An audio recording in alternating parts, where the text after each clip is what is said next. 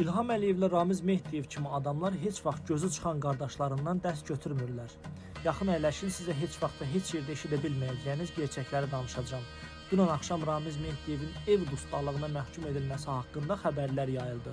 Bu həmən Ramiz Mehdiyevdir ki, 95 və 2019-cu illər arasında administrasiyanın rəhbəri işləyib.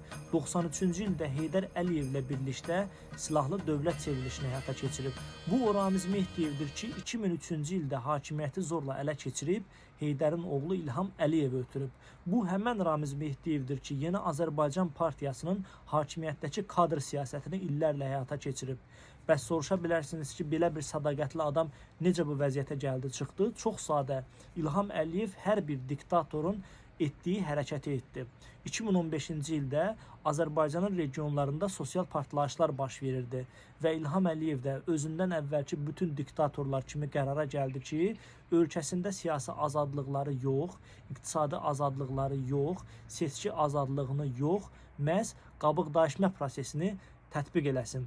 Bu qabıq dəyişmə prosesi nədən ibarət idi? O günə kimi etdiyi bütün cinayətləri Ramiz Mehdiyevin boynuna yıxıb, onu hakimiyyətdən kənarlaşdırdı və ölkənin iqtisadiyyatının dərinliklərinə nüfuz eləmiş onsuz da.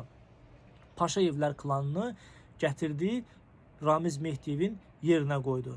Bununla nə baş verdi? Əlbəttə ölkədəki heç bir problem həllini tapmadı və sosial problemlər daha da ağırlaşmaqdadır. Ancaq İlham Əliyev dediyim kimi hər bir diktatorun etdiyi kimi özünü aldatdı və troll mediası vasitəsilə xalqı da aldatmağa çalışdı.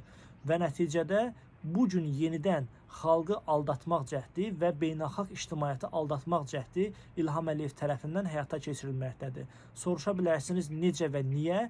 Necəsini və niyəsini deyim ki, İlham Əliyevin Putinlə qarşıdurma şousundan sonra bildiyiniz kimi ötən həftə onun Putinlə qucaqlaşıb öpüşən yerdə fotoları yayıldı.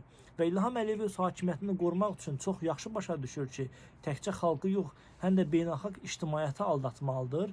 Və buna görə də indi yeni bir təbliğat kampaniyası başlayıb ki, bəs Rusiyanın Azərbaycandakı 5-ci kolonunun rəhbəri Ramiz Mehdiyev həbs edildi.